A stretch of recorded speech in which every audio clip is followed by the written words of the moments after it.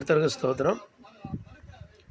ஒரு தரம் பிறப்பதும் பின்பு மரிப்பதும் நியாய தீர்ப்பு அடைவதும் மனுஷனுக்கு நியமிக்கப்பட்டிருக்கிறது அப்படின்னு பார்க்குறோம். நம்ம பிறக்கிறோம், வளர்கிறோம், வாழ்கிறோம். பின்பு 70 வயதோ 80 வயதோ 90 100 மரித்து விடுகிறோம். நம்ம என்ன பண்ணிடுறாங்க, நம்மளை அடக்கம் பண்ணிடுறாங்க. அதோடு முடியல, நம்ம உயிர் இருக்க பாருங்க, நம்ம சரீரத்தில் ஆண்டவர் நமக்கு கொடுத்த அந்த உயிருக்கு மரணம் இல்லை. நிறையா பேருக்கு இது தெரியறதில்ல. நிறைய பேர் என்ன சொல்கிறாங்கன்னா, நம்ம இறந்துட்டோம்னா அதன் பிறகு மறுபிறவி காக்காவா, நாயா, பசுமாடா, அல்லது பூனையா, இல்லை பறவையா, இப்படி பல ரூபங்களில் பிறப்பாங்க அப்படின்னு சொல்லி நிறைய பேர் சொல்கிறாங்க. அது அப்படியே கிடையாது. பரிசுத்த வேதாகமத்தில் நம்ம ஆண்டவர் எழுதி வச்சுருக்காங்க, ஒரு முறை தான் நம்ம பிறக்கிறோம், வாழுகிறோம். பின்பு நியாய தீர்ப்பு. இதுதான் மனுஷனுக்கு நியமிக்கப்பட்ட இவைக தான். ஒரு முறை இந்த பூமியில் பிறக்கும்போது நமக்கு அநேக வித சோதனைகள், இந்த பிரச்சனைகள், நம்ம சரியாக வாழ்கிறோமா, என்ன பண்ணுறோம், எல்லாத்தையும் ஆண்டவர் நம்ம என்ன பண்ணுறாங்க, நம்மளை என்ன பண்ணுறாங்க. நீதிமொழிகளில் ஒரு வசனம் இருக்குது, கர்த்தருடைய கண்கள் எவ்விடத்திலும் இருந்து நல்லோரின் தீயாரையும் நோக்கி பார்க்கிறது. அப்போ நம்மளை ஆண்டவருடைய கண்கள் பார்த்துக்கிட்டே இருக்குது. ஆனால் அப்படினால நம்ம என்ன பண்ணுறோம், நன்மைகளை நிறைய நம்ம செய்து, தர்மங்களை செய்து, தான தர்மங்களை செய்ய நீங்கள் மறவாதிரங்கள்னு வசனம் சொல்லப்படுகிறது.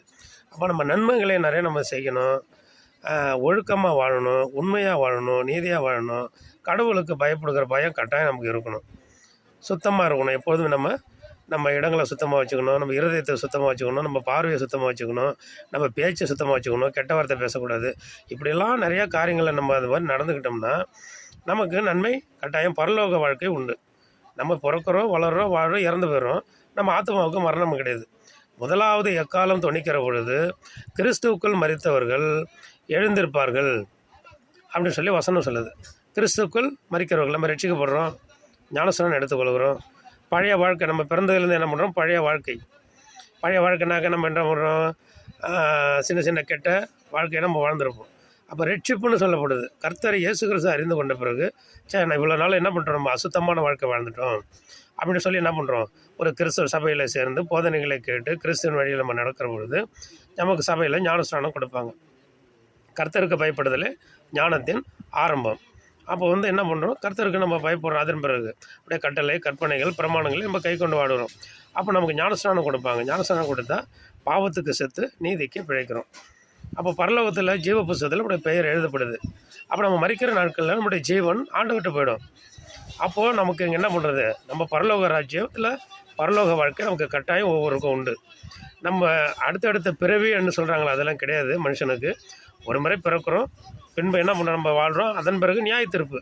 இதான் கர்த்தர் இயேசு கிறிஸ்து நியாயாதிபதியாக ஒரு நாள் வருவாங்க. அதனால் இந்த பூமியில் இப்போது நமக்கு கொடுக்கப்பட்டிருக்க இந்த ஒரே ஒரு வாழ்க்கையில் பரிசுத்தமாக வாழ்வோம். பரலோக வாழ்க்கையை, பரலோக ராஜ்யத்தில் ஆண்டவரோடு கூட வாழ்கிற வாழ்க்கையை நம்ம பெற்றுக்கொள்வோம். ஆமென். அல்லேலூயா. ஸ்தோத்திரம்.